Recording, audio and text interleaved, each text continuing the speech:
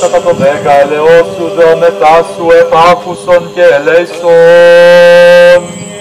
Κύριε ελέησον, Κύριε ελέησον, Κύριε ελέησον. Έτσι δεόμεθα υπέρ του Αρχιεπισκόπου ημών Αλεξίου και πάσης εις εν Χριστώ ημών αδελφότητος. Κύριε ελέησον, Κύριε ελέησον, Κύριε ελέησον.